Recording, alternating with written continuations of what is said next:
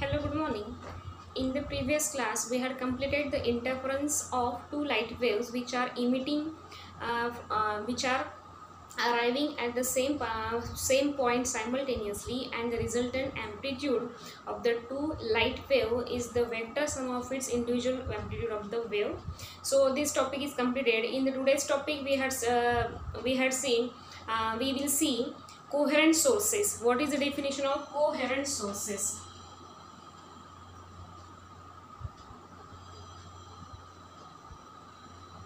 Coherent source. So the definition of coherent source is according to name, coherent sources. So we know that the two sources, definition of coherent sources is the two sources are said to be coherent if they emit continuous light wave of the same frequency or the wavelength nearly of the same amplitude, and should either be in the same phase or have the constant phase difference. So this is definition of coherent sources. The two sources, definition, the two sources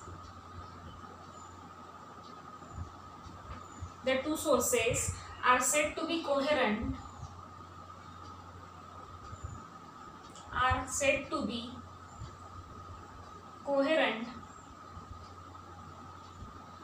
if they emit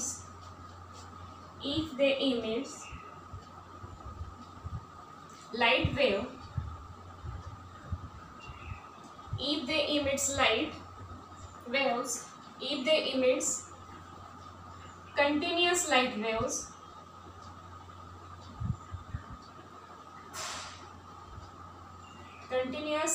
waves of same frequency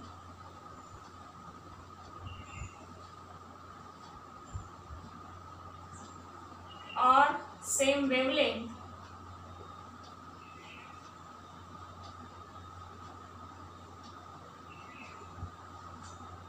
and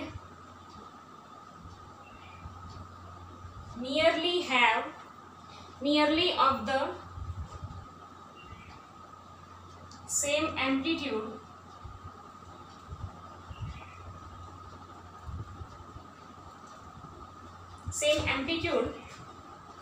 and should either be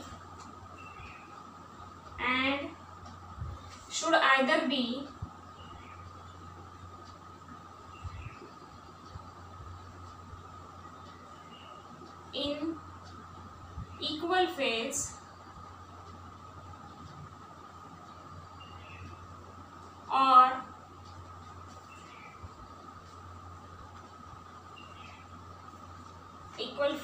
with each other, should have in phase with each other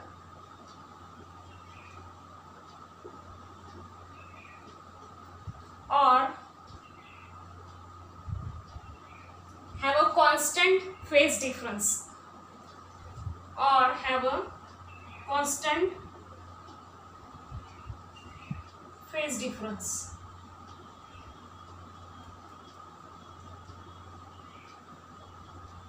So this is the definition of coherent sources. See, the two sources are said to be coherent if they emit continuous light waves of same frequency. First of all, we know the frequency or wavelength, which has the same frequency means same wavelength, and nearly of the same amplitude. The amplitude of the two waves must be equal, should either be in phase means equal in phase with each other or have the constant phase difference. Means the two sources are said to be coherent if they have same frequency, same wavelength, same amplitude, or equal in phase or the constant phase difference. So these characteristics if we have in sources, then we can say that the two sources are coherent sources. So what are the conditions? Conditions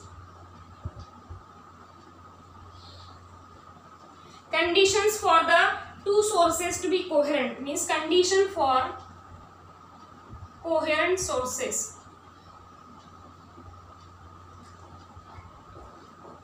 Okay, so what are the conditions first is the same frequency or same wavelength. The two sources should have the same wavelength. First is the same wavelength,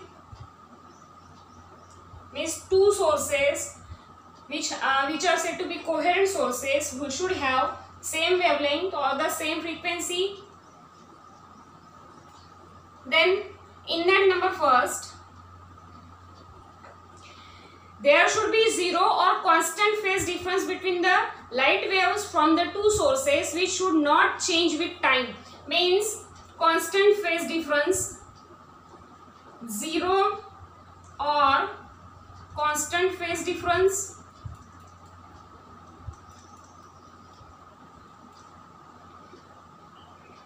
Okay, zero or constant phase difference and should not change.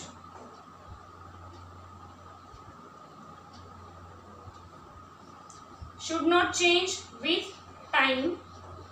This is the characteristic in first means zero or the constant phase difference and should not change with the time, which we are considering two sources. So those two sources have the zero or the constant phase difference which we consider here and should not change with the time. And in that second, the amplitude of the light coming from the two sources be equal or nearly equal.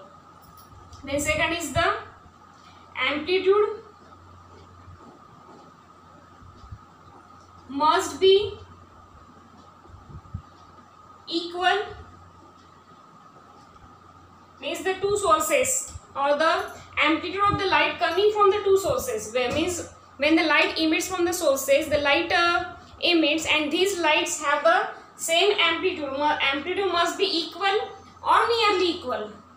Okay, so these are the conditions for the coherent sources. This is the definition and the condition for the two coherent sources. So next point is the condition for producing steady interference pattern. So in that first condition is the two sources of light must be coherent, means the sources should be coherent sources. Then second one is the two sources of light must be monochromatic. We know that monochromatic, that is means they emit the same wavelength. They emit the light and this light should have the same wavelength. The light emits with the same wavelength. Then next one, the two sources of light must be have the same amplitude. Means when we follow the conditions for the coherent sources, we have to know what are the conditions for the steady interference pattern, how we can produce the steady interference pattern. That's how there are conditions. First is the condition which are the same. First is the sources should be coherent. Second is the light emits from the sources which should be same wavelength. Monochromatic light. That means the wavelength should be same. And third characteristic is the two sources of light must be of the same amplitude. That means they have the same intensity or equally bright. Same intensity means amplitude same. Okay, intensity same means amplitude same and equally bright. Okay. Then next one condition is the two sources of light should be close to each other. There is no any difference, means wide difference. This is the one source and this is the source. So the distance between these two sources must be less. Means the distance between two sources should be close to, means two sources should be close to each other. Then next one, the two sources of light must be narrow. Means distance minimum means narrow sources. Okay, the two sources of light must be narrow and the distance between the screen and the coherent sources should be large. If we draw a screen, this distance, this is the capital D and this distance should be large. Okay, this distance should be small and this distance should be large. So in that way we can produce the steady interference pattern. Okay. So by using this definition of coherent sources, we have to study the methods of producing interference pattern. First method is by producing division of amplitude, and second is the division of wavelengths. Okay, so we will see first, that is the division of amplitude.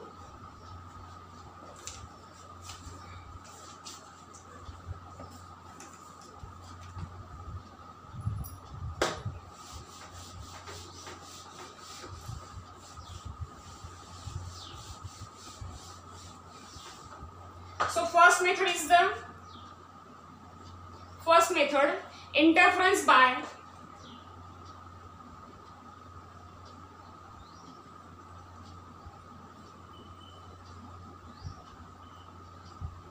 division of wavefront. Division of wavefront. So what is the division of wavelength? We know that the two slits illuminated by the light coming from the single slit. This is the single source, and there is the emission of light waves. Okay. And we apply here two slits. This is the one slit and this is the second slit. Okay. These are the two slits, and the two slits illuminated by the light coming from the single slit, a narrow source and its virtual images. The narrow source, this is the source, or its virtual images, and its virtual images or two virtual images of the narrow source can be used as a coherent source of light. Means there is a images form, that means the wavefronts. Okay, means here narrow source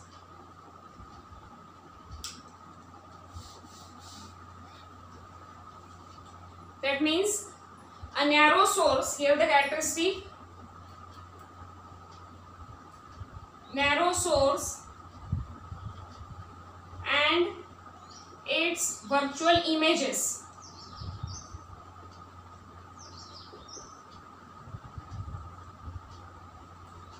Or two virtual images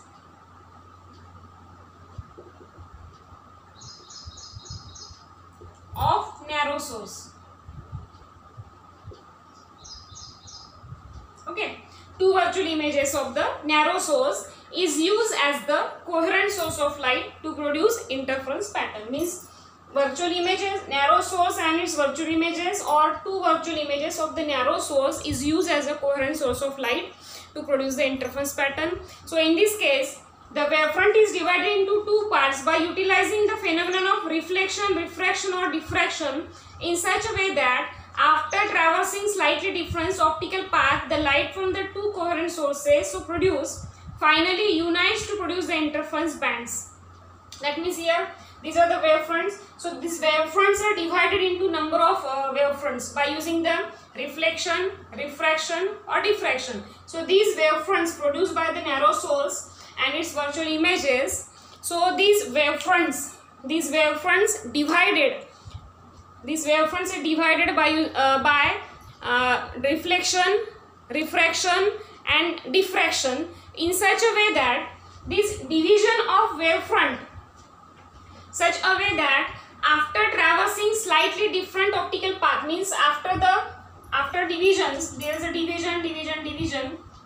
Okay, so after traveling from this division, there is a small optical path, means different optical path of the different division. So different division have the different optical path. The light from the two coherent sources so produce finally these, means light from this division of amplitude finally unites at a point and interference band is produced.